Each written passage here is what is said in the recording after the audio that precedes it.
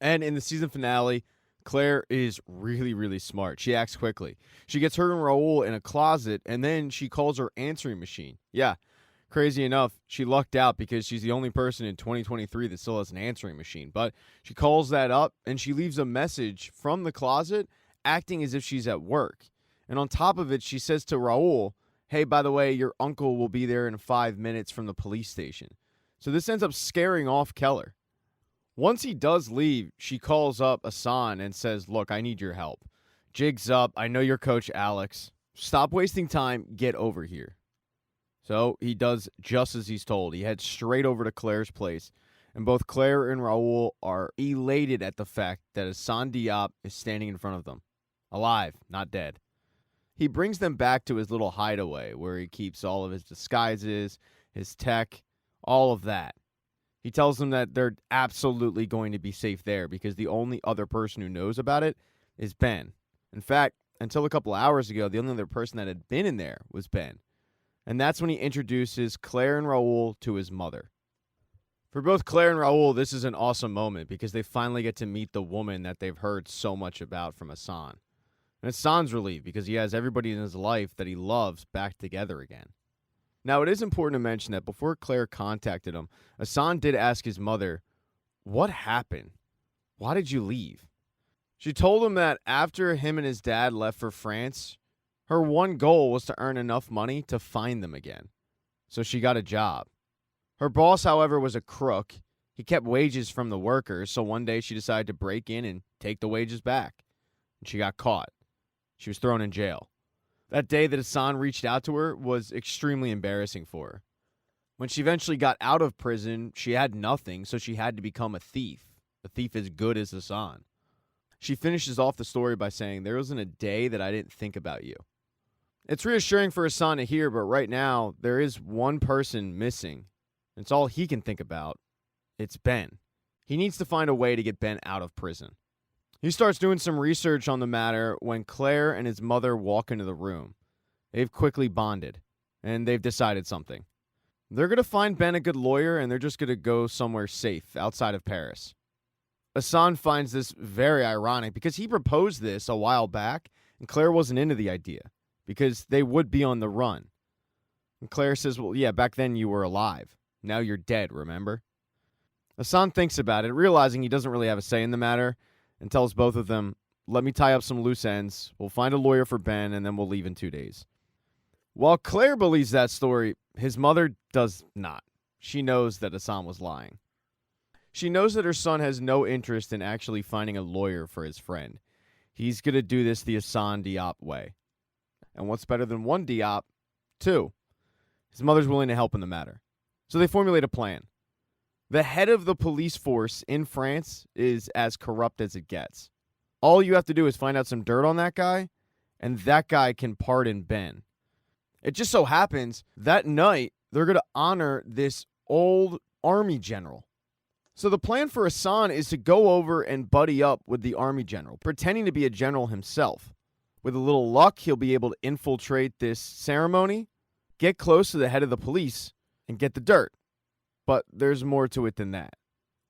After Asan is able to successfully get into the gathering, he's going to need backup. And the backup is going to be his mother, who is posing as one of the house guests, just a maid, who's walking around handing out drinks.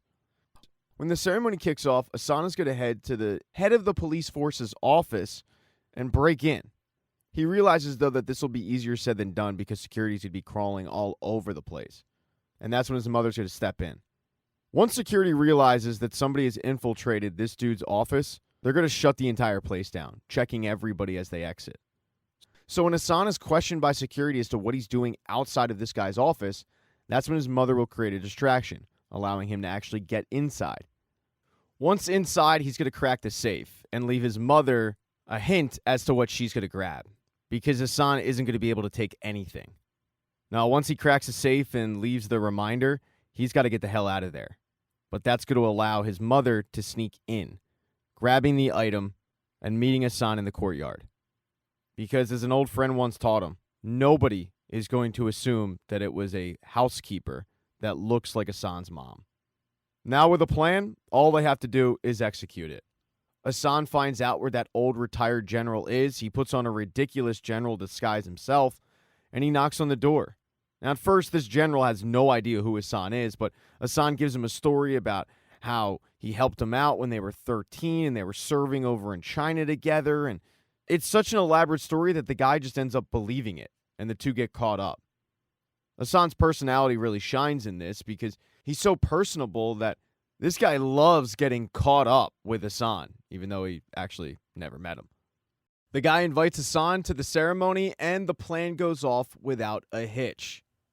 Hassan and his mom escape with a cell phone full of a bunch of names and numbers that the head of police is not going to want to get out. When they get to safety, Hassan calls up the head of police, and he tells him, "I don't want anything in return other than for you to get my buddy out of jail." And it's going to be a little difficult, but it's better than this cell phone getting in the hands of the press and ruining this guy's career. So, eventually, he does agree. Ben will be released. In the meantime, somebody else is being released from jail. It's Keller's female accomplice. And Hassan knows all about her. They actually grew up together. They were in the same boxing club. And she was just like Hassan. She was growing up without parents. Keller had kind of been a father figure to her.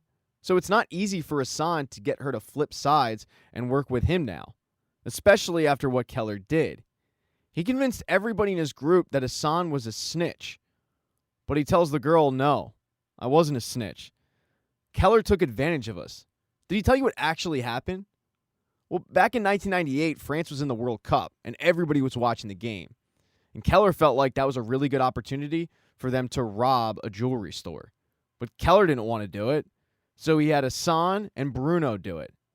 They were able to get into the jewelry store and get some jewels, but as they were leaving, the alarm went off. And Keller decided to drive around like he was in one of the Fast and the Furious movies, causing a big commotion. It wasn't hard to figure out who was fleeing a scene, so it didn't take too long before the police were chasing him. And Keller told Bruno to take out a gun from a glove box and shoot a cop. The whole time, Hassan was begging Bruno not to do it, but eventually, Bruno, succumbing to peer pressure and intimidation, pulled the trigger and killed the cop. But that's when Keller crashed the vehicle. And everybody in the truck was pretty banged up, no one more so than Keller. But Hassan, who was probably best off, realized that it wasn't going to be too long before the cops converged on them and they were all arrested. So he climbed back in the car, he put the gun in Keller's hand, and him and Bruno got the hell out of there. Keller ended up going to jail for 25 years. Hassan doesn't look at that as snitching. He looks at it as doing what he had to do to a guy that was taking advantage of kids. It takes a little bit of convincing, but eventually, Keller's female accomplice does end up turning on him and calling him up, saying, "I'm out of jail. I found a buyer for the pearl. Meet me at this landmark." But of course, she's not going to be there. Hassan will.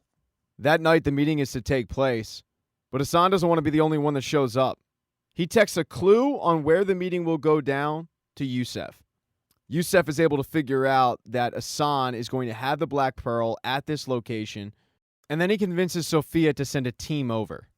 As the cops are racing over to the landmark, Hassan gets reacquainted with his former mentor, who can't believe that the female accomplice ended up turning on him.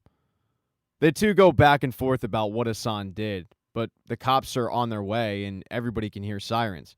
And Hassan says, "Look, give me the Black Pearl. It's not hard to figure this out, man. You're going to get caught with it and you're going to jail, or you can walk out of here with your freedom." It's not like Keller wants to do it, but Hassan makes a really good point, and Keller hands the pearl over. As Keller's leaving, though, he ends up getting arrested anyway. Sophia recognizes him and arrests him for attempted murder. As Sophia was arresting Keller, Youssef was busy looking for Hassan. But right after Keller took off and Hassan had the Black Pearl, he hid it in a flower.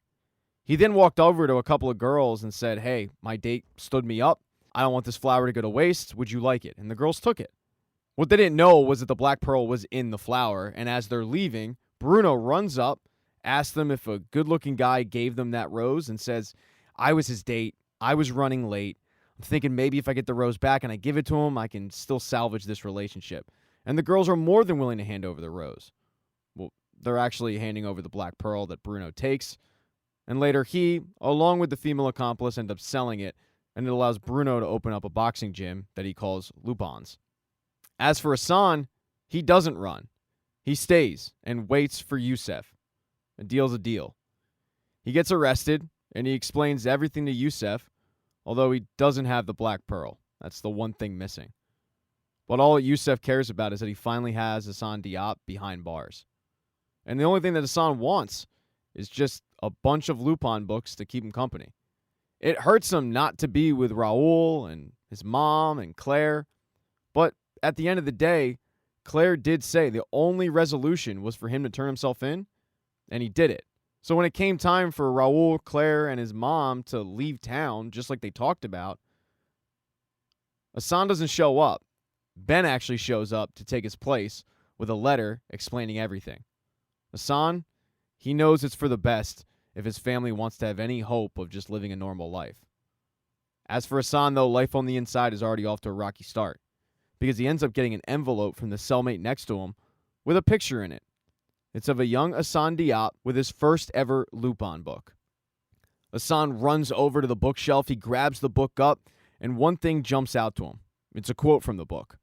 It says, "The riddle was within you, within the secret of your soul. In order to trap you and to build up your trust, I welcome the love you pretended to have for me. Perhaps you believed I felt it myself, and you ended up truly loving me, and thus you lost any clarity of mind." While Hassan is reading this, he starts thinking about some people in his life. His mother, who just showed up. Ben, his best friend, who he turned on. Juliet, his past lover, and of course, the guy who actually sent the picture, the guy who's in the cell next to him, Hubert Pellegrini. And that is the end of Season 3 of Lupin. Thank you so much for getting this part of the recap. Please consider subscribing to the channel. Hit thumbs up if you like this. Smash that thumbs down button if you thought it sucked. I mean, smash it hard. Be nice in the comment section, because nasty comments make me feel bad, and nobody wants to feel bad. So if I miss something up, just skip over it. I have merch. I have t-shirts and mugs and stuff. You can go buy one of those. That'd be cool. But just know I do appreciate you guys actually getting to this point of the recap.